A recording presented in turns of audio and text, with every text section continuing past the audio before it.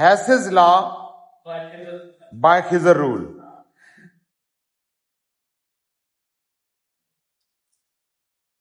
देखिए जी, Hess's law क्या है?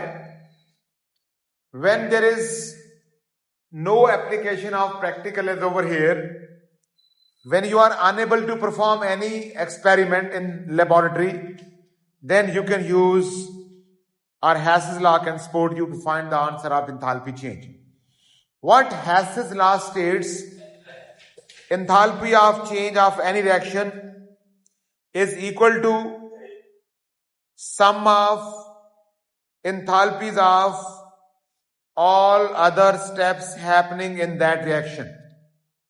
It means that enthalpy change is independent to the path followed by the reaction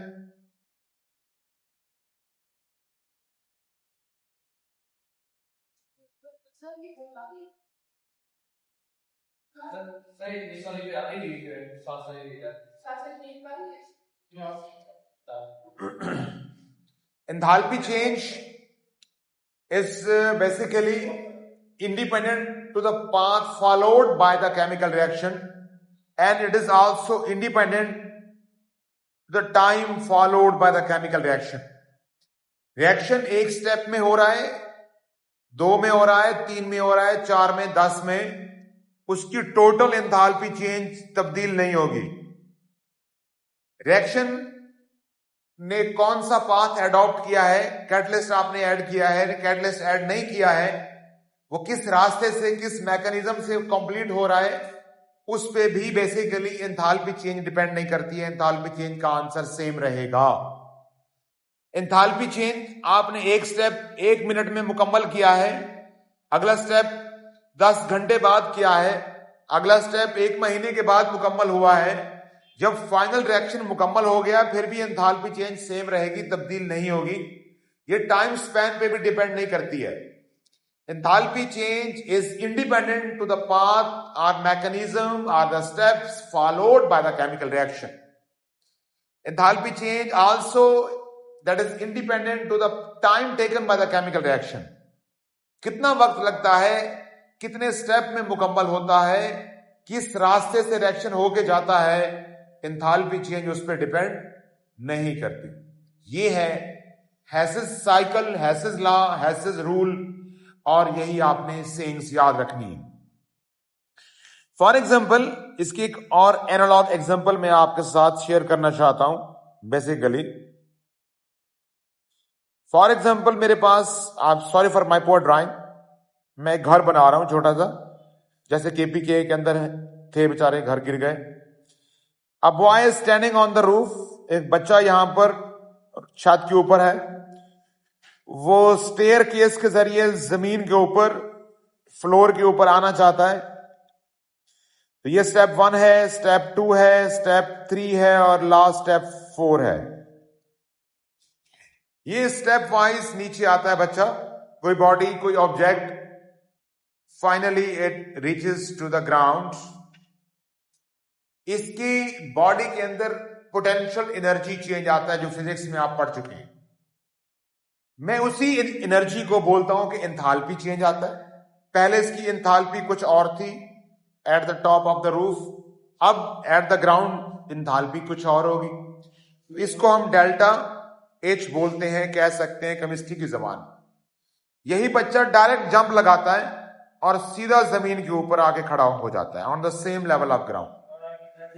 same energy change आएगा ना. Step wise नीचे है या बच्चा एकदम से ग्राउंड पे आ जाए, in both cases basically energy change और enthalpy change will be the same. ये कहना है हैसेस साइकिल का, यही मतलब है हैसेस साइकिल का, हैसेस रूल का, हैसेस लॉ का. Got it? Enthalpy change, if it is happening in multiple steps, then the enthalpy of sum of enthalpies of all step is equal to overall enthalpy of the reaction. इसका एक बहुत बड़ा फायदा है, अगर आपको फॉर एग्जांपल इस पूरी ओवरऑल एंथैल्पी का आंसर पता लग गया है, that is -1000 kilo joules per मोल, के स्मॉल जे कैपिटल और इधर स्टेप 1 का आंसर -50 है, स्टेप 2 का आंसर -250 है, लेट्स सपोज स्टेप 3 का आंसर हम काउंट नहीं कर सके हैं, स्टेप 4 का आंसर -100 है. Can you find the answer of enthalpy change during the step number 3? Exactly. कैसे कि दोनों क्या जो डायरेक्ट आंसर है it must be equal to sum of all these steps. So -1000 is equal to -50 plus -250 plus x plus bracket में -100. Find the value of x and that is according to the Hess's cycle or Hess's law. समझ आ गया आपको? Yausha Khan and Jamshed Khan.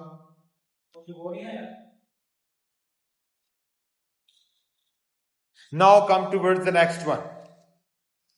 अब जब मैंने आपको बताया था कि आपने खिजर रूल लगाना है प्रैक्टिकली, वो कैसे लगाना है. और दूसरी बात यह है कि जब भी आपको डिफरेंट इक्वेशंस गिवन हो, जब भी आपको डिफरेंट इक्वेशंस गिवन हो, आपने हैसेस साइकिल लगाना है. पहले आपने हैसेस साइकिल बनाना है, फिर उसको लगाना है, अप्लाई करना है, आपका आंसर ठीक आएगा. या कहीं पर भी आपको ऑलरेडी साइकिल बना हुआ गिवन हो, किसी क्वेश्चन में साइकिल पहले बना हुआ हो, तो उस वक्त भी आपने यही हैसेस साइकिल हैसेस लॉ लगाना है, अप्लाई करना है, आपका आंसर ठीक आएगा.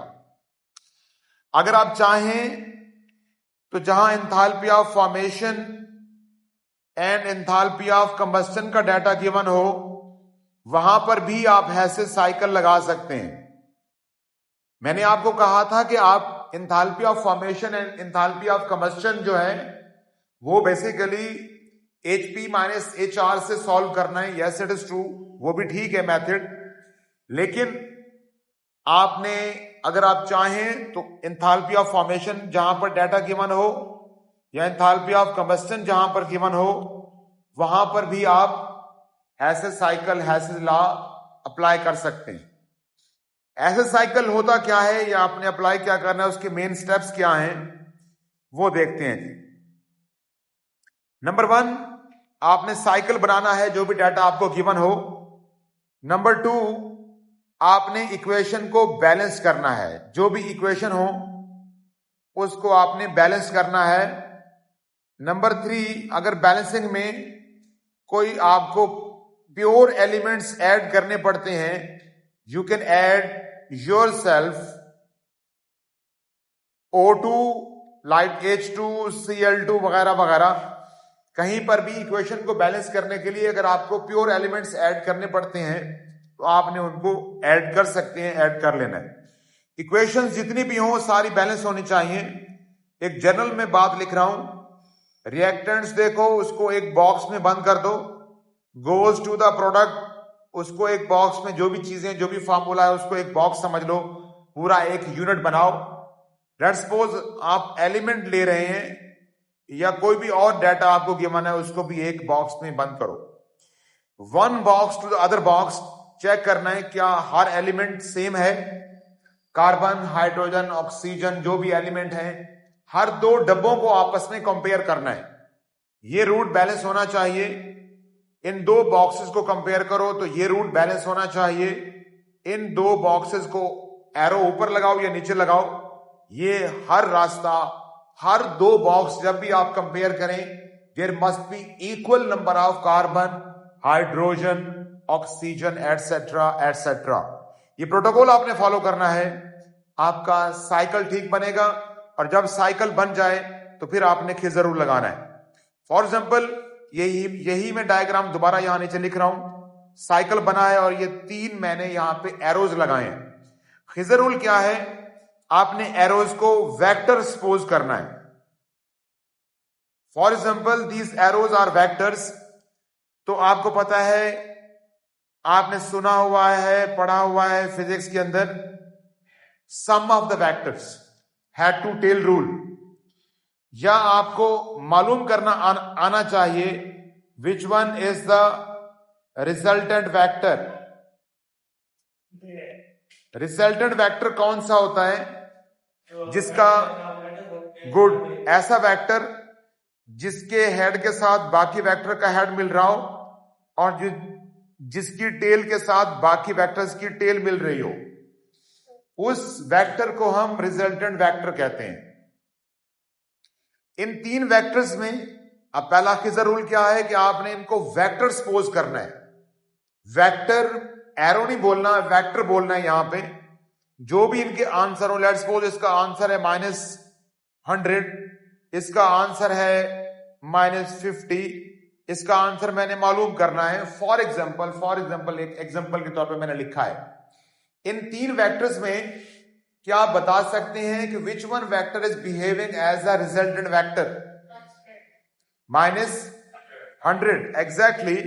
तो इसका मतलब ये होगा कि -100 is equal to x plus -50 and x is equal to -100 plus 50 and answer is equal to -50। तो आपका आंसर -50 आ गया है। ये बातें याद रखनी है, समझनी है, यही लगानी है, वरना आप जहां से मर्जी जाके जिस YouTube चैनल, किसी स्कूल, किसी टीचर से पढ़ लें, आपको हैसे साइकिल समझ नहीं आएगा। इसके अलावा इतने वैरायटी के क्वेश्चन पूछते हैं, डिफिकल्ट क्वेश्चन पूछते हैं, जिससे बेसिकली बंदा कंफ्यूज होता है। और जैसे कि मैंने कहा है कि रूल्स याद रखने हैं, कहां कहां लगाना है वो भी मैंने आपको लिस्ट बता दी है। जहां इक्वेशन का डाटा गिवन हो वहां पर आपने लगाना ही है साइकिल है, कोई रूल और लगाना ही नहीं। जहां साइकिल खुद साइकिल बना के दिया हो, ट्राइगोन हो, टेट्रागोन हो, पेंटागोन बन रहा हो, कुछ भी बन रहा हो, आपने वहां लगाना ही है साइकिल है, और कुछ लगाना ही नहीं। एंथैल्पी ऑफ फॉर्मेशन और कंबशन के डाटा पर भी आप यही काम कर सकते हैं। Now I am switching myself directly towards, here it is. Here's a question इस अक्टूबर नवंबर 23 1-2 वेरिएंट। मैंने तो सोच समझ के नहीं खोला, सामने इसको जो मुझे नजर आया मैंने इसको ओपन किया है। तो बेसिकली अब हम इसको सॉल्व करने जा रहे हैं एंड आप यू विल सी कि मैं इसको कैसे सॉल्व करता हूं, वही साइकिल लगाऊंगा। पहली बात यह है कि इक्वेशन 1 गिवन है आपको, 3 इक्वेशंस और गिवन है स्टेजेस की फॉर्म में। तो आंसर एंथैल्पी ऑफ रिएक्शन इसका डेल्टा H आपसे पूछा जा रहा है। तो मैंने जैसे बोला था कि अगर इक्वेशंस गिवन हो तो आपने हैसेस साइकिल लगाना है।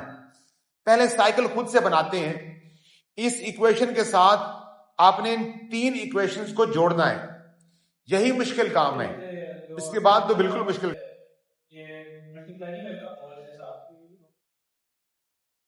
NH3 plus 2O2 goes to HNO3 plus H2O।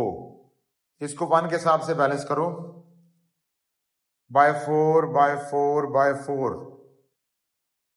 मैंने पहले इसको 4 के हिसाब से करने की कोशिश की है, उल्टा तंगी हुई है तो हम उसको छोड़ देते हैं, HNO3 लिख देते हैं यहां पे। ये इक्वेशन बैलेंस है पहले वाली, ठीक है। 3 हाइड्रोजन है, यस 3 और 4 ऑक्सीजन है, 1 नाइट्रोजन बैलेंस। अब यहां पर देखें, सेम अभी लिखें क्या आ रहा है, NO आएगा सिंपल, और प्लस कितना पानी बनेगा, क्या हो गया आपको, अभी ठहरो 1 मिनट। पानी कितना बनेगा, 3/2 H2O बनेगा। इस इक्वेशन को पहले स्टेप पे जरा बैलेंस कीजिए प्लीज, इन दोनों को आपस में, बाद में आगे चलेंगे। 1 नाइट्रोजन 3 हाइड्रोजन 2 ऊपर 4 ऑक्सीजन है, नीचे 3 ऑक्सीजन है, नहीं है फ्रैक्शन में। 1.5 प्लस 1 कितना हो गया, 4। तो 1.5 और चाहिए, 3/O2 चेक कीजिए जरा इसको, कितना आंसर आता है। Plus O2।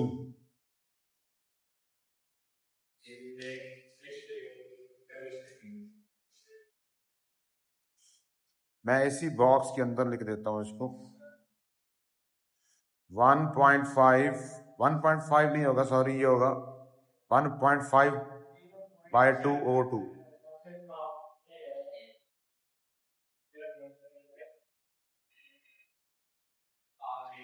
अब बैलेंसिंग का अजाब होता है।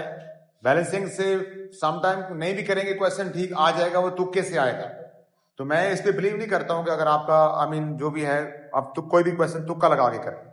उसके बाद देखें जी, ये वाला क्वेश्चन है, इसको भी मैं 1 NO से तो divide by 2 divide by 2 divide by 2, तो फाइनली ये किस में कन्वर्ट होगा? It will change into NO2 में कन्वर्ट होगा। बस यही है ना? ठीक है, सिंपल NO2 में। NO2 को आप कन्वर्ट करने जा रहे हैं किस में? HNO3 में। बैलेंस अभी हो जाता है अभी। अब देखें प्लीज, एक्स्ट्रा हमारे पास यहां पर क्या है? पानी है, जिस वजह से बैलेंस नहीं हो पा रहा। कितना पानी है यहां पर? जितना भी है उतना आप पानी यहां पर साथ लिख सकते हैं। उससे ऊपर वाला आपने बैलेंस करना है। HNO3 एक नाइट्रोजन है, 3 देखें हाइड्रोजन है, 2 और 1 3, 4 हमारे पास बेसिकली ऑक्सीजन है, प्लस हाफ O2 आपको और ऐड करना पड़ेगा। अब आपके चारों रूट जो है वो बेसिकली बैलेंस्ड हो गए हैं। ये बैलेंस्ड सारे, ये वाला इलाका बैलेंस्ड, इन दोनों को कंपेयर कर लें, और ये वाला रूट बैलेंस। इन चारों वेक्टर में से कौन सा रिजल्टेंट वेक्टर है, ये आपने बताना है जी। Which one?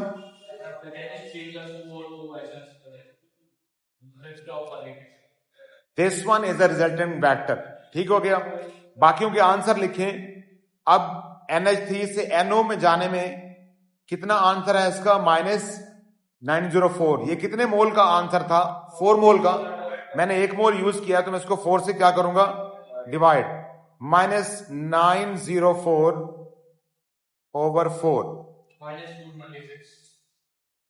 -226।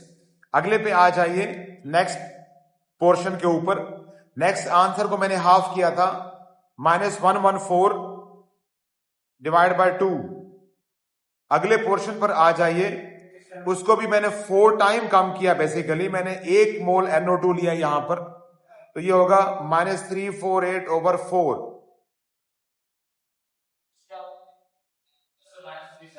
इन तमाम आंसर्स को आपने ऐड करना है। -226 प्लस इसका आंसर -57 प्लस इसका आंसर -87। डफर, आंसर बताइए प्लीज।